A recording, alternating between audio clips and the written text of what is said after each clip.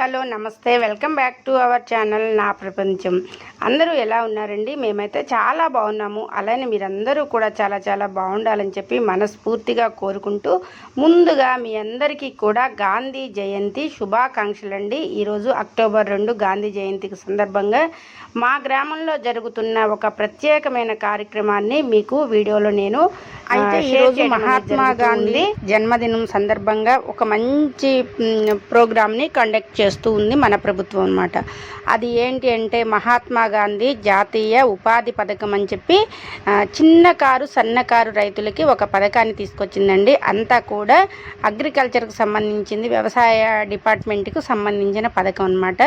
అన్నీ కూడా మంచి మొక్కలు వేయాలి, ప్రభుత్వం అంతా కూడా ఆ మొక్కలకు అయ్యే ఖర్చు కానీ, ఆ గుంట తీసి పెట్టిన దానికి ఖర్చు కానీ అంతా కూడా ప్రభుత్వమే భరిస్తుంది. 5 ఎకరాల భూమి ఉన్న 5 ఎకరాల లోపు భూమి ఉన్న ప్రతి రైతుకి కూడా ఈ పథకం వర్తిస్తుందని చెప్పి ఒక మంచి ప్రోగ్రామ్ని ఈరోజు కండక్ట్ చేస్తున్నారు మన దగ్గర. ఇక ఇది ఇలా ఉంటే ఈ రోజు నుంచే బతుకమ్మలు స్టార్ట్ కాబట్టి అండి, ఒక బతుకమ్మను కూడా చక్కగా పేర్చడం అనేది జరిగిందనమాట. ఈ బతుకమ్మ వేడుకను కూడా ఈరోజు మన పంచాయతీ ఆఫీస్ నుంచి స్టార్ట్ చేశాము. గ్రామంలో ఈవినింగ్ చేస్తాము, పంచాయతీ ఆఫీస్లో మాత్రం మన బతుకమ్మ పండుగ వేడుక ఫస్టే స్టార్ట్ అయిపోయింది. ఇలా చక్కగా వచ్చి బతుకమ్మని పేర్చేసుకొని చక్కగా బతుకమ్మ దగ్గర 2-3 పాటలు చక్కగా పాడుకొని, తర్వాత ఈ ఉపాధి హామీ పథకం గురించి మన మేడమ్స్ అన్నమాట, సెక్రటరీ మేడము, ఇంకొక మేడం గారు కూడా వస్తున్నారు. ఆ మేడం గారు కూడా వాళ్ళు ఏ పథకము ఎవరికి వర్తిస్తుందని చెప్పి చక్కగా వాళ్ళ మాటల్లో మనకైతే వాళ్ళు చెప్పడం జరుగుతూ ఉంది.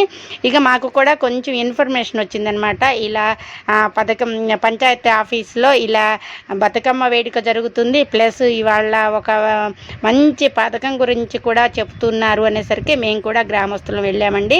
అయితే ఈరోజు కొంచెం పెద్దవాళ్ళకి పెట్టుకునే అడావిడి ఉంది కాబట్టి గ్రామస్తులంతా కూడా అటెండ్ అవ్వలేకపోయారనమాట. అమావాస్య ఒకటి కాబట్టి, పితృ అమావాస్య అంటారు, ఇది పెద్దలకు పెట్టుకునేది కాబట్టి అందరూ కూడా ఆ పనిలో కూడా నిమగ్నమై ఉన్నారనమాట. అందుకోసం అందరూ కూడా ఇంకా అటెండ్ అవ్వలేదు. అటెండ్ అయిన అంతమందిని మాత్రం నేను చక్కగా మీకు వీడియోలు అయితే షేర్ చేస్తానండి. మంచి పథకాలు ఇలా వచ్చినప్పుడు మనం కూడా అన్నిటినీ కూడా ఉపయోగించుకోవాలి. అలాగనే ఆ పథకాలు ఏ రైతులకు వర్తిస్తాయి అనేది మనం ప్రభుత్వం నుంచి ఏ పథకం వచ్చినా కానీ అందరం కూడా ఇలాంటి మీటింగ్లు పెట్టినప్పుడు గ్రామ పంచాయతీ ఇవాళ ఇది ఉంది అన్నప్పుడు చక్కగా అటెండ్ అవ్వగలిగిన వాళ్ళం అందరం కూడా అటెండ్ అయితే ఆ పథకం గురించి మనకి ముందు పూర్తి విషయం తెలుస్తుంది అనమాట. అయితే వాళ్ళకి ఇప్పటి నుంచి కొన్ని డేట్స్ అనేది ఉన్నాయన్నమాట. అంటే ఇన్ని నెలల లోపు ఫస్ట్ మనం అప్లికేషన్ అనేది పెట్టుకోవాలి. ఇప్పుడు వాళ్ళు పథకం చెప్పంగానే మనకి పథకం ఎమ్మటే మంజూరు కాదండి. అందువల్ల వాళ్ళు ఏంటంటే ఇప్పుడు ఇన్ని రోజుల నుంచి ఈ నెల నుంచి ఈ నెల వరకు అప్లికేషన్లు అనేది మేము తీసుకుంటాము. ఏ రైతు అయితే మా దగ్గరికి వచ్చి మీరు చెప్పిన పథకం మాకు వర్తిస్తుంది అండి అని చెప్పి వాళ్ళు చెప్పుకొని చక్కగా రైతు అప్లికేషన్ పెట్టుకున్న తర్వాత వాళ్ళు ఎప్పటి నుంచి అయితే మళ్ళీ ఆ ప్రోగ్రాం అనేది ఆ రైతుకి ఆ డబ్బులు కానీ అవి కానీ ఇచ్చేది ఏది ఉన్నా కానీ వాళ్ళు చక్కగా మనకి చేసి పెడతారు. మనం ఏ పథకం వచ్చినా కానీ ఇవన్నీ వినియోగించుకోవాలని చెప్పి నేనైతే మీ అందరినీ కోరుకుంటూ ఉన్నానండి. ఎందుకు అంటే మన ప్రభుత్వాలు ఉన్నదే మన కోసం, అంటే మనం వెనుకబడి ఉన్న రైతు కోసం కానీ, లేదా చిన్నకారు సన్నకారు రైతులు అంటారు కదండి, వాళ్ళందరి కోసం కూడా చాలా పథకాలు మన ప్రభుత్వం మనకిచ్చిందండి. అవి కొంతమంది తెలియక బయట అప్పులు తీసుకొచ్చుకొని ఆ పథకాలను పెట్టుకోవటము, అలా అంటే అప్పులు తీసుకొచ్చి మన వేసిన పంట కోసం పెట్టుకుంటూ ఉంటారు. అలాంటివి కాకుండా ఇలాంటి పథకాలు ఇప్పుడు మేడం గారు చెప్పేవన్నీ కూడా ఎవరికి వర్తిస్తాయో అవన్నీ చక్కగా విని మీరందరూ కూడా చక్కగా ఇలాంటి పథకాలని సద్వినియోగం చేసుకోవాల్సిందిగా నేనైతే రైతులందరినీ కోరుతూ ఉన్నానండి. ఎందుకు అంటే రైతులు ఎంత కష్టపడితే పంట చేతికొస్తుందో నేను చూస్తూ ఉన్నాను అనమాట. అందుకోసం మీరు ఒక్కళ్ళు అంత కష్టపడిన తర్వాత కూడా ఒక్కొక్కసారి మనకి ఏమన్నా అవాంతరాలు వచ్చినప్పుడు కూడా ఆ పంటలు నష్టపోవటము అలా చాలా చూసాము. కానీ ప్రతి రైతు కళ్ళల్లో ఆనందాన్ని చూడాలని చెప్పి నేనైతే మనస్ఫూర్తిగా కోరుకుంటూ ఉన్నాను. అయితే డబ్బు లేదు, మనకి పొలం ఉంది కానీ మనం పెట్టుకోలేము, ఎట్లా ఏంటి అనే రైతులందరూ కూడా ఇలాంటి పథకాలు వచ్చినప్పుడు ఈ అన్ని ఇవన్నీ ఆసరా పథకాలండి. ఇవన్నీ ఆసరా పథకాలు వచ్చినాయి, మనకి గవర్నమెంట్ ఇస్తుందా ఇవ్వదా, ఏదో చెప్పేశారు వెళ్ళిపోయారు అని మనం అనుకుంటూ ఉంటామన్నమాట. కానీ అలా ఉండదండి. 10 మందిని మనం కలిసి వెళ్ళి ఈ పథకాన్ని మీరు పలానా రోజు అనౌన్స్ చేశారు, దీనికి మీరు ఎప్పటి నుంచి మాకు ఇస్తారు అని మనం కనుక్కోవాలన్నమాట. వెళ్ళి వాళ్ళని ప్రశ్నించాలి. అప్పుడు మనం వెళ్ళినప్పుడు ఆ పథకాలు అనేది మనందరికీ కూడా వాళ్ళు చెప్పిన వాళ్ళు కానీ అందులో అందరూ కూడా మనకు డైరెక్ట్గా గవర్నమెంట్ నుంచి వచ్చిన పథకాలు, డైరెక్ట్గా మనకు సీఎం నుంచి ఫండ్స్ వచ్చేవి అన్నీ కూడా అండి వాళ్ళు మనకి డైరెక్ట్గా చెప్పరు కదండి. ఎందుకంటే కొంత డిపార్ట్మెంట్ ఉంటాయి, డిపార్ట్మెంట్ నుంచి డిపార్ట్మెంట్ వారీగా అన్నిటికీ వచ్చేసి మనకి లాస్ట్గా పంచాయతీ ఆఫీస్ ద్వారా మనకి ఏ విషయమైనా కానీ తెలుస్తుంది. అప్పుడు మనం ఏం చేయాలంటే మనకి పక్కనే పంచాయతీ ఆఫీస్ ఉంటుంది కాబట్టి పంచాయతీ ఆఫీస్ దగ్గరికి వారానికి ఒక్కసారి కానీ 15 రోజులకు ఒక్కసారి కానీ వెళ్ళి ఈ పథకాలు ఏం చేశారు, మా రైతులకు ఏం చేశారని చెప్పి మనం ప్రతి ఒక్కళ్ళం కూడా అడగొచ్చండి. అది మనకి పొలం ఉన్న రైతే వెళ్ళి అడగక్కర్లేదనమాట. అది ఎవరమైనా కానీ మనం అడిగే హక్కు మనకు ఉంటుంది. అవన్నీ కూడా తెలియని రైతుకు కూడా మనం చెప్పాలి, ఈ పథకం నీకు వర్తిస్తుంది, చక్కగా వినియోగించుకో, పలానా రోజు ఈ పథకం గురించి మాకు చెప్పారు అని చెప్పి మనందరం కూడా రైతుల్ని ఎంకరేజ్ చేసి చక్కగా ఇంకా ఇందులో పథకాల్లో అండి సీతాఫలం వేసుకోవచ్చు, జామ చెట్లు వేసుకోవచ్చు, ఇలా ఫలాలకు సంబంధించిందనమాట. అయితే ఈ ఫలాలకు సంబంధించిన చెట్లను మొత్తం కూడా మనం ఏది వేసుకున్నా కానీ రైతులు వాళ్ళు మంచిగా మనకి మనీ ఇస్తారటండి. ఇది విషయం తెలిసి మేమైతే చక్కగా అక్కడికి వెళ్ళి అంతా వింటూ ఉన్నాము. మీరు కూడా వినండి. ఇప్పటి నుంచి పనులు గుర్తించాలి. కొంతమంది వ్యవసాయ వాళ్ళు ఉంటారు కదా, వాళ్ళు మన గ్రామంలో ఎవరైనా ఉంటే వాళ్ళు ముందుకు వచ్చి మాది వర్క్ ఉంది మీరు చేయగలరా అని మనకు ముందు ఒక లెటర్ ఇస్తే మనం అది శాంక్షన్కి ఇస్తామండి. అప్పుడు మన సమ్మర్లో ఆ వర్క్ చేసుకోవచ్చు. అందుకే ఇప్పటి నుంచి మనము తీసుకుంటాము వాళ్ళ శాంక్షన్ కొరకు. వాళ్ళు వచ్చి మనకు ఒక లెటర్ పెట్టుకుంటే మనము ప్రణాళికలు మనం చేసుకోవాలండి. ఈ గ్రామ సభ యొక్క మెయిన్ ఉద్దేశం ఏమిటంటే మహాత్మా గాంధీ జాతీయ గ్రామీణ ఉపాధి హామీ చట్టంలో గ్రామీణ ప్రాంతంలోని కలిగిన ప్రతి కుటుంబానికి డిమాండ్కు అనుగుణంగా ఒక ఆర్థిక సంవత్సరంలో 100 రోజుల నైపుణ్యం లేని ఉపాధిగా అందించడం, ఫలితంగా నిర్దేశించిన నాణ్యత మరియు సుస్థిర ఆస్తులు సృష్టించడం మరియు గ్రామీణ ప్రాంతంలో నివసిస్తున్న పేదల జీవనోపాధి వనరులను బలోపేతం చేయడం, పంచాయతీరాజ్ సంస్థలను బలోపేతం చేయడం లాంటి ఉద్దేశాలను ఈ చట్టంలో పేర్కొనడం జరిగినది. జాబ్ కార్డ్ కలిగి ఉండి పని కొరకు దరఖాస్తు చేసుకున్న ప్రతి కుటుంబానికి 15 రోజుల్లోపు పనిని కల్పించాలి. ఒకవేళ పని కల్పించని పక్షంలో నిరుద్యోగ వృత్తి పొందడానికి హక్కు కలిగి ఉంటారని తెలియజేయడం జరిగినది. పని కల్పించిన 15 రోజుల్లోపు చేసిన పనికి కూలీ డబ్బులు చెల్లించాలి. నిరుద్యోగ వృత్తికి అర్హులు అవుతారని తెలియజేయడం జరిగింది. చేసిన పనికి కొలతల ప్రకారము ఆడమగ అనే సమాన వేతనము మరియు యంత్రాలకు ట్రాక్టర్లకు అనుమతి లేదని తెలియజేయడం జరిగింది. ప్రతి గ్రామ పంచాయతీ, గ్రామ సభ, మండల మరియు జిల్లా పంచాయతీ ఆమోదించిన పనులు మాత్రమే మహాత్మా గాంధీ జయంతి గ్రామీణ ఉపాధి హామీ పథకంలో చేపట్టాలని తెలియజేస్తున్నాము. ఏంటంటే మనం ఫస్ట్ ఏదైనా వర్క్ చేయాలంటే మనం ముందుగా శాంక్షన్ తీసుకోవాలి, అంతేగాని మనం డైరెక్ట్గా చేయడానికి కుదరదండి ఎన్ఆర్ఈజెస్లో. అందుకే మనము ఇప్పుడు అక్టోబర్ 2 నుంచి డిసెంబర్ వరకు నవంబర్ 20 వరకు మనకు టైం కల్పించారండి. అప్పటి వరకు మనం శాంక్షన్ తీసుకోవాలి వర్కులు వారిగా. వ్యవసాయ కూలీలు మన రైతులు ఎవరైనా ముందొచ్చి మీ వర్క్ ఉందండి, మీ ఎన్ఆర్ఈజెస్ ద్వారా చేపట్టగలుగుతారా అని మనకు ఒక శాంక్షన్ లెటర్ ఇస్తే మనము శాంక్షన్ చేస్తాము ఆ వర్కులని. మన గ్రామానికి సంబంధించిన ప్రగతి నివేదిక మొత్తం ఈ ఆర్థిక సంవత్సరంలో ఇప్పటి వరకు మనం చేపట్టిన పనులు మరియు చేపట్టిన ఖర్చు ఈ విధంగా ఉన్నాయి. మన గ్రామంలో మొత్తం జారీ చేసిన మొత్తం జాబ్ కార్డులు 582, జాబ్ కార్డులో నమోదైన మొత్తం కూలీల సంఖ్య 1218 మంది, పని కల్పించిన మొత్తం జాబ్ కార్డులు 259, పనికి వచ్చిన మొత్తం కూలీలు 423, మొత్తం కూలీలో ఎస్సీ కూలీలకు సంబంధించిన వాళ్ళు 21.75, అలాగే ఎస్టీ కూలీలు 41.84% మాత్రం పని కల్పించాము. అందులో ఇప్పటి వరకు పనిచేసిన పని దినాలు 6347 మంది. ఈ ఇయర్ కూడా ఇంకా మన కూలీల సంఖ్య పెరగాలని కోరుకుంటున్నానండి.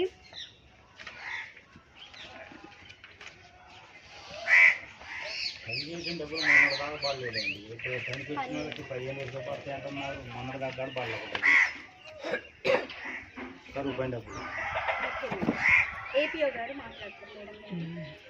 ఇప్పుడు కొన్ని రాజీ లేని సూత్రాలు అనేది ఈజీఎస్లో ఇవ్వడం జరిగింది. దాంట్లో ఏంటంటే మనం ఒక గ్రామ పంచాయతీలో ఏ పని చేపట్టినా కానీ గ్రామ సభ అప్రూవల్ అంటే గ్రామస్తుల ఆమోదంతో మాత్రమే పని టేకప్ చేయాలనేది ఫస్ట్ పాయింట్. రెండోది ఏంటి, ఆడ మగ సమాన వేతనం. ఈజీఎస్లో పనిచేసిన వాళ్ళకి ఇద్దరు కలిపి చేస్తే చెరి 100 పడితే 100 పడితే 80 పడితే 80 పడితే 300 పడితే 300. వ్యత్యాసం అనేది లేదు. ఆడ మగ సమాన వేతనం అనేది దీంట్లో రూపొందించబడింది. తర్వాత వచ్చి దీంట్లో ఎక్కడ కూడా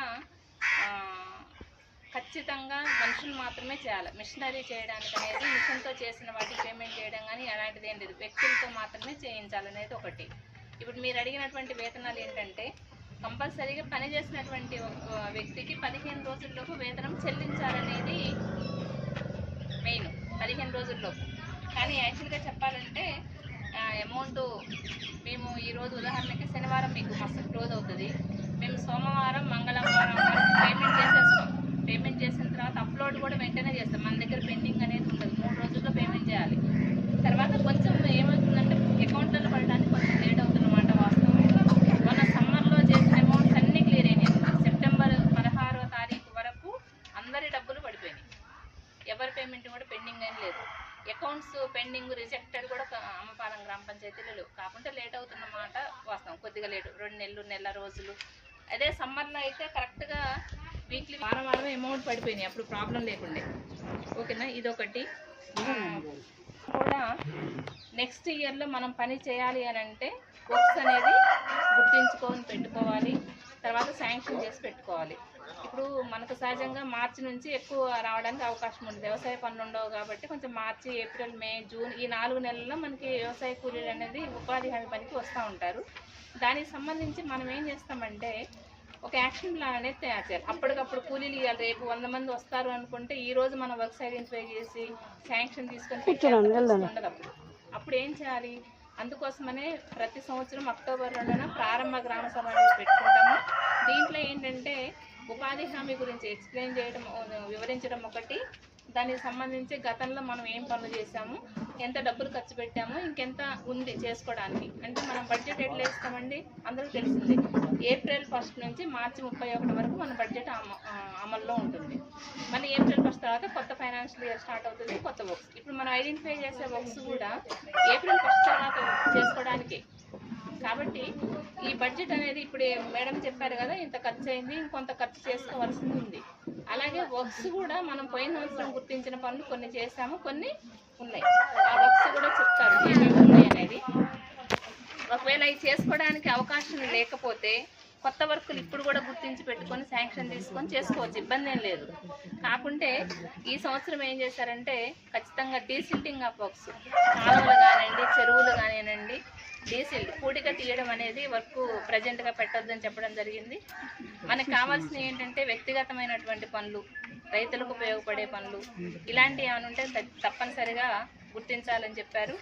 అలాగే కమ్యూనిటీకి సంబంధించినవి కానీ సమాజానికి ఉపయోగపడే పనులు, అందరికీ రైతులందరికీ ఉపయోగపడే పనులు ఏమైనా ఉంటే కూడా తీసుకోమన్నారు. దీంట్లో ముఖ్యంగా మీ అందరికీ తెలిసిందే, మన మినిస్టర్ గారు కూడా హార్టికల్చర్ బాగా ప్రమోట్ చేయమంటున్నారు. హార్టికల్చర్ ప్లాంటేషన్స్ ఎక్కువ వేయించండి, దానివల్ల రైతులకు ఉపయోగం ఉంటుంది. కాబట్టి దిగుబడి ఎక్కువ ఉంటుంది, ఫలం ఎక్కువ అందుతుంది. కాబట్టి కంపల్సరీగా హార్టికల్చర్ ప్లాంటేషన్స్ పెట్టమన్నారు. హార్టికల్చర్ అనేది మన ఉపాధి హామీలో అండి కాకుండా 5 ఎకరాలు మన ఈజీఎస్లో ఏది చేసినా 5 ఎకరాలు కింద ఉన్న రైతులకు మాత్రమే ఉపయోగపడుతుంది. చిన్నకారు రైతులకు మాత్రమే మనము ఏ బెనిఫిట్ ఇచ్చినా ఇవ్వగలుగుతాం, ఈ ప్లాంటేషన్స్ కానీ ఏ పనైనా కానీ. దీంట్లో ఏంటంటే హార్టికల్చర్లో మనకి ప్రత్యేకంగా మునగ అలాగే సపోటా, ఆయిల్ పాము, రికార్డ్ అవుతుందా వేసుకోవడానికి అవసరం ఉంది. అలాగే ఏమన్నా ఇవి ఏమంటారు దానిమ్మ కానివ్వండి, ఆరెంజ్, ఇవన్నీ ఇక్కడ రావు యాక్చువల్గా మనకి ఈ ఫ్రూట్స్. కాకుండా వేరే ఏరియాస్లో వస్తాయి కాబట్టి అక్కడ ఏది వస్తే అది పెట్టుకోవడానికి అవకాశం ఉంది. కాబట్టి రైతులు, చిన్న సన్నకారు రైతులు యాక్చువల్గా ఇక్కడంతా కూడా వెంచర్లే చేశారు. మరి ఎంతమంది భూమి ఉందో ఏందో తెలియదు, కానీ మన మనమే ఇస్తాం ఈజీఎస్లోనే. గుంట తీపిస్తారు, మొక్క వేపిస్తారు, మొక్క రేటు కూడా ఇస్తారు. కాకుంటే మొక్క రేటు ఎట్లా ఇస్తారంటే ఒక మొక్కకి 25 రూపాయల 35 రూపాయల ఆ మొక్కను బట్టి మనం గవర్నమెంట్ డిసైడ్ చేస్తుంది. కాకుంటే మనకి నర్సరీస్లో అంతకి ఇస్తారా? 25-30 రూపాయలకి ఇవ్వరు ఎవరు కూడా. అవును, అక్కడ ఎక్కువే ఉంటాయండి. కొద్దిగా అమౌంట్ ఎక్కువ పెట్టి తెచ్చుకుంటాం. కానీ గుంటకి ఇస్తాము, మొక్క వేయడానికి ఇస్తాము. అలాగే 3 సంవత్సరాలు వేసిన సంవత్సరంతో కలిపి మళ్ళీ 2 సంవత్సరాలు కూడా మెయింటెనెన్స్ కూడా ఇస్తాం. ఒక్కొక్క మొక్కకి 100 రూపాయలు, ఒక్కొక్క మొక్కకి 10 రూపాయలు చొప్పున ప్రతి నెలకి 10 నెలలకు, సంవత్సరానికి 2 నెలలు ఇవ్వరు. ఆగస్టు సెప్టెంబర్ వర్షాకాలం ఇవ్వకుండా మిగతా 10 నెలలకు కూడా మెయింటెనెన్స్ కూడా ఇవ్వడం జరుగుతుంది. దాంతోపాటు ఎరువులకు కూడా ఇస్తారు. దాంతోపాటు మందులు వేస్తాం కదా, మందులు వేసినందుకు కూడా మందులకు కూడా అమౌంట్ ఇవ్వడం అనేది ఇది మంచి స్కీమ్ అండి. యాక్చువల్గా రైతులకు ఇంట్రెస్ట్ ఉన్న వాళ్ళు సరే 5 ఎకరాలే ఉన్నదే చిన్న సన్నకారు రైతులు మేమేం వేసుకుంటాం అనేది లేకుండా ఒక ఎకరం 2 ఎకరాలు మనం ఏంటంటే ఓన్లీ వాణిజ్య పంటలకు మాత్రమే వెళ్ళిపోతున్నాం. పత్తి, మిర్చి, అవును, ఏమంటే మొక్కజొన్న. 3వ పంట తప్పితే 4వ పంట కూడా లేదు నాకు తెలిసి ఇక్కడ, తక్కువ. దాన్ని కాకుండా కొంచెం హార్టికల్చర్ కూడా పెంచినట్లయితే బాగుంటుంది. సీతాఫలం కూడా ఉందండి మన దాంట్లో. సీతాఫలాలు ఇంతకుముందు మనకి రోడ్ల మట్టి మన చెట్లలో మన ఇళ్లలోనే కాదు. అంటే ఇదొకటి పండ్ల తోటలో ఒకటి ఉంది. అలాగే రైతు